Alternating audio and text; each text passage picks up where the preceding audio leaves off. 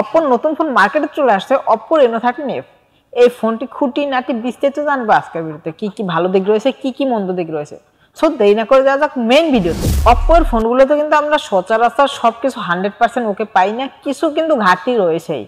তারপরেও কিন্তু ভাই অপ্পোর কিছু ফ্যান বেজ রয়েছে যারা সব সময় কিনে অপ্পোর ফোনগুলোই কিনবে, এবং তাও কিনে থাকে তারও বেশ কিছু কারণ রয়েছে। তার কারণগুলোর ভিতরে হলো অপ্পো তাদের ফ্যানদের জন্য স্পেশাল কিছু দিয়ে থাকে, এবং অপ্পো এই রেনো 13 সিরিজের ভিতরেও কিন্তু সেই স্পেশাল কিছু রয়েছে যেগুলো আপনাদের ডে টু ডে লাইফে কাজে লাগতে পারে। তবে এটাতে কিন্তু বেশ বড় সড়ো একটি খারাপ দিকও রয়েছে। সো জেনে আসি। ফোনটির রিয়ার প্যানেলে কিন্তু প্লাস্টিকের তৈরি, তবে ভাই হাতে ছাপ পড়ে যাচ্ছিল, এবং রিয়ার প্যানেলের ফিনিশিংটা ভালো হওয়ার কারণে ভাই রিয়ার প্যানেলটা কিন্তু মেটাল মেটাল একটি ভাইব দেয়, মানে দেখে মেটাল মেটাল মনে হয় অনেকটা।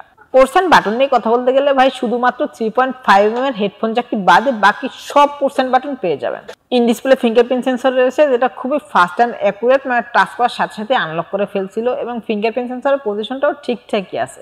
এবং ভাই এটাতে কিন্তু IP68 এবং IP69 দুটো রেটিং এ রয়েছে। এবং আরেকটি মজার বিষয় কি জানেন, এই ফোনটি দিয়ে কিন্তু আপনারা আন্ডার ডিসপ্লে ফটোগ্রাফি করতে পারবেন, মানে পানির নিচে ফটোগ্রাফি করতে পারবেন। ডিসপ্লে সেকশনে পেয়ে যাবেন 6.67 ইঞ্চের একটি অ্যামোলেড প্যানেল ডিসপ্লে, সাথে পেয়ে যান 120Hz রিফ্রেশ রেট, এবং ভাই পিক ব্রাইটনেস হিসেবে রয়েছে 2100 নিটস পিক ব্রাইটনেস।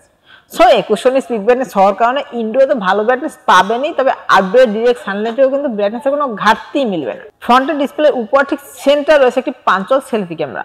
এবং ভাই চিন বেজেল নিয়ে কথা বলতে গেলে ভাই চিন বেজেল কিন্তু দুর্দান্ত লেভেলের ন্যারো করা হয়েছে, মানে চিন বেজেল একদমই ন্যারো, দেখতে অনেকটাই সুন্দর লাগছিল। রিয়ার প্যানেলে পেয়ে যাবেন ট্রিপল ক্যামেরা সেটআপ, যার মেইন শুটারটি 50 মেগাপিক্সেল শুটার, সাথে পেয়ে যাবেন 8 মেগাপিক্সেল আল্ট্রা শুটার, এবং সর্বশেষ পেয়ে যাবেন 2 megapixel macro shooter. Pixel quality নিয়ে কথা বলতে গেলে ভাই পিক্সেল কোয়ালিটি ঠিকঠাকই আছে, কালার বলেন, ডিটেলস বলেন, শার্পনেস বলেন, সবকিছুই ঠিকঠাক আছে। তবে ডে লাইটে কালারটা একটু বুস্ট করে দেয়, যেটা আপনার কাছে ভালো লাগবে।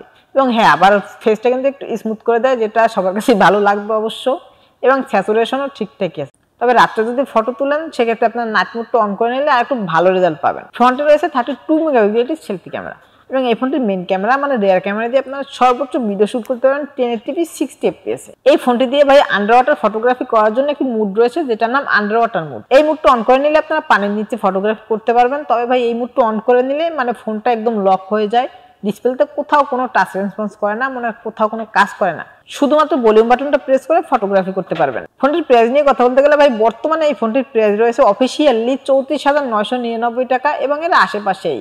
ক্যামেরাতেও কিন্তু এআই ফিচার পেয়ে যাবেন। অনেক সময় দেখবেন ফটোগ্রাফি করলে সাবজেক্টের ফেসটা একটু ব্লার হয়ে যায় বা ছবিটা অনেকটা ব্লার হয়ে যায়, তখন কিন্তু এটা এআই এর মাধ্যমে ইনহ্যান্স করে নিতে পারবেন, এবং এআই ইরেজারও পেয়ে যাচ্ছেন, এআই এর মাধ্যমে ইরেজ করেও নিতে পারবেন। প্রসেসর হিসেবে রয়েছে ভাই মিডিয়াটেক হেলিও G100।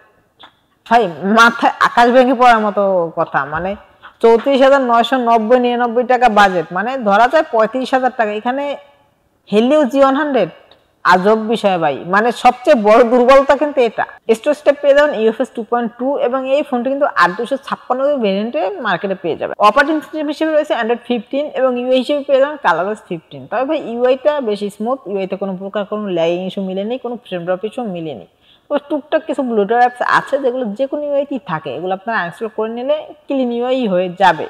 তবে ভাই গেমিং নিয়ে কথা বলতে গেলে ফ্রি ফায়ার বলেন, পাবজি বলেন, একদম মিডিয়াম গ্রাফিক সেটিংসে মোটামুটিভাবে স্মুথলি প্লে করতে পারবেন। ভাই এই পোস্টারটা কিন্তু হেভি গেমিং সেন্ট্রিক একটি পোস্টার না, মাথায় রাখতে হবে। মোটামুটি মানে এই প্রাইসে এটা কল্পনাও করিনি। ব্যাটারি সেকশনে পেয়ে যান 5800 mAh একটি বড় ব্যাটারি, এবং এটি চার্জ করার জন্য রয়েছে 45 ওয়াটের একটি ফাস্ট চার্জিং সিস্টেম।